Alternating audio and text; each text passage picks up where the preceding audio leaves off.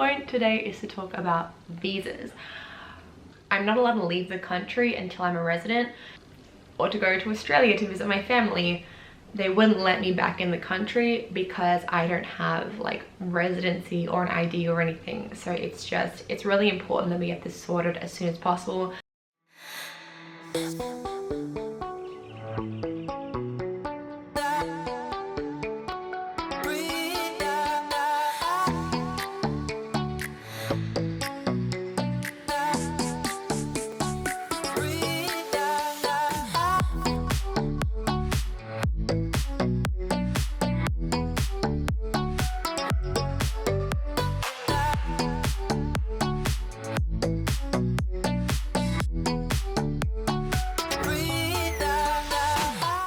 I feel kind of weird with this blank wall behind me. I feel like I should have my like classic watercolor map behind me, but we need to repaint the walls here because the paint here is just kind of shitty. But that's not the point of this video. The point today is to talk about visas. This has been a long time coming and I wasn't planning on making this video right now. I was going to just like make a whole video once I'd actually finally gotten it all sorted, but it's just been such a long process, and with recent events I just thought I might as well give you a quick little update now rather than jumping straight into, because our next video that was planned was going to be like, it's going to be renting in Uruguay rather than just like visa stuff, but we will do that next week. We just need to take a little bit of a minute to sit down and get that filmed so that we don't miss out on any details. But as far as getting my visa for Uruguay, I keep wanting to say Uruguay, but that's like I guess the English way to say it, so I'm trying to get better at my pronunciation. As an Australian citizen, when I arrived in Uruguay a year ago, I had 3 months on my, well, 3 months in the country without needing to have any visas or anything. But of course that expired a long time ago. But by the time that expired, the city was fully into lockdown with COVID. I guess technically the city never went like full lockdown and there was no mandatory stay at home period, but there were businesses closing. It was really difficult to go anywhere to do anything. Most businesses were shut, and even trying to call up anyone on the phones was just chaotic because you'd have such long wait times and just no one was able to help you because of COVID, even though technically there were still people in the office who could help. So with all of that, we just didn't get anything sorted at the time, and we were in communication with people. There's an Australian consulate. It's not an official embassy, but there are representatives in Uruguay who are supposed to be able to help Australians out when it comes to things like this, and they kind of just advised us that, oh, don't worry, no te preocupes, it'll be fine, like don't stress. So again, we didn't have anything in writing, we didn't have anything official. It was more just officials saying, oh, it's fine, don't worry, because of COVID the 3-month period has been extended, she'll be fine. So we were thinking, okay, not a big deal, we'll just, you know, in a month's time or however long when COVID is over, we'll just sort it out then. Flash forward a few months, we were preparing for our wedding. If you didn't know, we got married here in Uruguay in August. So by the time we spent most of June and July trying to sort that out, get all the paperwork together, all the necessary documents, like set in the date. I'll link some of our marriage videos down below if you want more information on that, or just ask me questions down below and I can answer them. We kind of put off the visa and the residency because we figured once we got the marriage done, that would just really help out with the next steps to come, or so we thought. So August comes around, we get married, all is good, but we still haven't gotten anywhere further with our visa stuff. We tried calling and calling and calling, and we were never getting through to the right number. We didn't know if we were calling the wrong people. There was of course the option to pay a lawyer, but it was going to cost us $200 an hour, and we just did not financially have that money at the time. So if you have plenty of money, you can just hire a lawyer, like a local lawyer, who will be able to sort it all out for you. But we didn't know how many hours it was going to take. If they could do it in 1 hour or even 2 hours, I think it would be worth it just because of how much hassle we went through. But if it was going to take 5 or 6 hours, like we didn't have a few $1,000s to just throw away on the lawyer. fees that like you just don't know how long it's going to take. So again, flash forward to this year, we spent so much time trying to get it all sorted without getting many leads. We tried showing up at the offices, but no one would see us because of COVID. We went to the Ministry of Foreign Affairs because we thought that was the place we needed to go to get it sorted. Turns out we were wrong. Eventually, I actually made some friends here who are from the United States, and they were lucky enough to have, well, his husband's family was still living here, and they like knew kind of how the process worked. And since they had kind of already gone through a lot of the same things, like as far as extending visas, they recommended that we go to this other place, which was the Ministry of Migration, I believe. I will try to put up a few images. We were there the other day in 𝒐𝒊𝒄𝒅. So yeah, we went down there after it had been successful for them. They said that when they went in about a month ago, that the person behind the desk was kind of like, okay, no, you're supposed to do this online. But they were like, no, we are here, please just help us. And eventually the lady was like, okay, fine, and just like helped them extend the visa in person.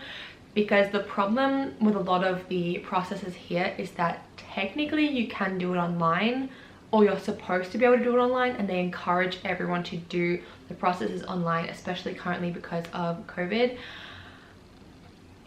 But it just is really outdated. The websites are so old. You'll click links. Like I was emailing someone at the, I'll put the emails up. It turns out that was not who I was supposed to be communicating with, but they were like sending me links and things. But half the links they would send me would just go to a page online that didn't exist, or I would send them an email like with details about like my problems, and I would just get an auto response back, and I wouldn't be able to actually like get any physical help. I was messaging them fully in Spanish, so I had to figure out what I wanted to say, translate it, send that off, wait for their reply. So in the end I was like, look, like you're supposed to be the Ministry of Foreign Affairs, so I just like emailed them in English just to make it clear that like I'm foreign. Of course the people trying to do this process are all gonna be foreign. Uruguayans aren't gonna need to do this, so please just like help me do this, because we were struggling. I finally had found the correct website, but I wasn't sure that it was the correct website because no one had even sent me the direct link. They had just said, okay, so you had to make a Uruguay government account so that you can then, using that account login, you can then go onto the like scheduling agenda page, and you should be able to book a time through that. So it was just like all these like intricate processes, and of course all the websites are in Spanish and all the documents are in Spanish. And I know that that might sound like such a like complaining thing to say, because of course Uruguay is a Spanish speaking country, so like no shit, of course the documents are going to be in Spanish. But when it comes to like immigration, we just kind of thought, like even in the office in person, there was not a single sign that was in English. And obviously the people who are trying to migrate here, like they're not going to be locals, so maybe it would be helpful to have like one or two people who are able to communicate in English. Because what even if people had come from Brazil who speak Portuguese, they might speak more English than they do Spanish. So it's, I don't know, it just would have been helpful if there had been a few more people who could have answered our questions in English. But you know, it is what it is, and we managed to get there in the end. So again, I found the website, I put in all my information. I also needed to get vaccines, not COVID vaccines, I can't get those yet. That's a whole other story. But I needed to have proof of rubella, mumps, measles, all those kind of childhood vaccines. But because all my vaccine certificates are in Australia at my mum's house, I didn't want to have to make her rummage through and get all the documentation. So we just showed up and they were like, it's going to be free if you want to just get them again. So I just got my vaccines again because they said it wasn't going to be a problem to like get a double dose or whatever. So I am extra specially vaccinated for measles, mumps and rubella, and tetanus. That was the other one.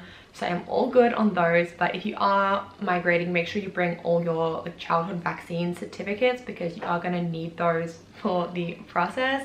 So to apply for my residency, what I needed was my vaccinations. So everyone needs those. I also needed my marriage certificate because Alejandro is a resident. He's legally a citizen. He has dual citizenship with Uruguay and South Africa. So yeah, I needed that. I needed like my birth certificate. No, not my birth certificate, because I have my passport.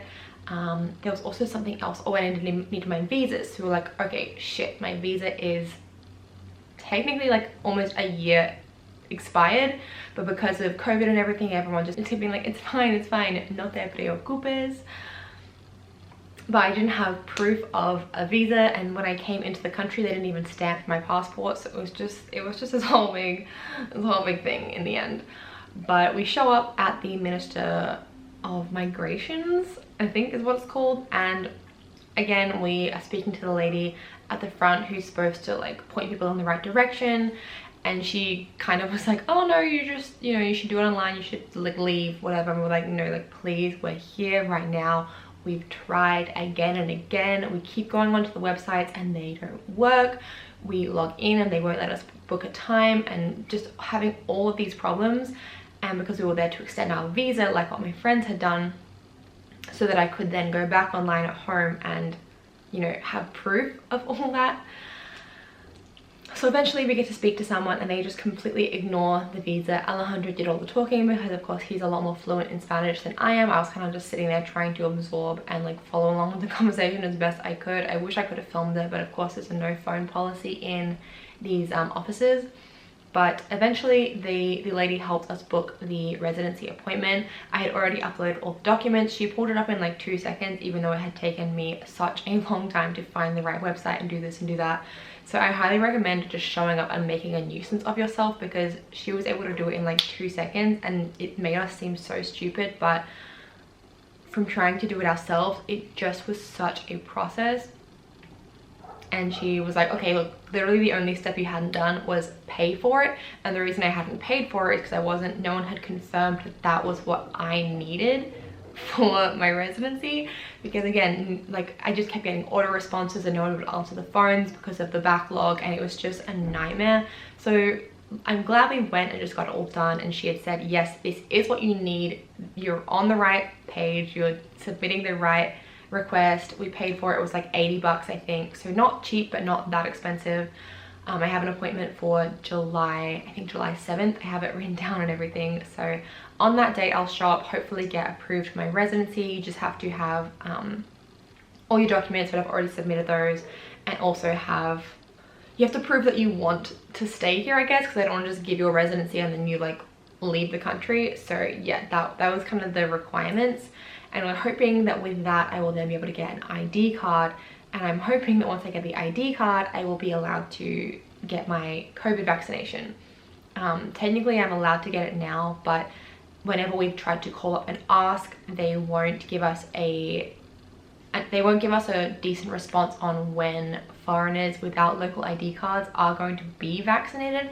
Alejandro has finally gotten his day and time, which is in just like 3 days time now, actually, on the 3rd of next month. He's going to be able to get his COVID vaccination, his first one. So that's great.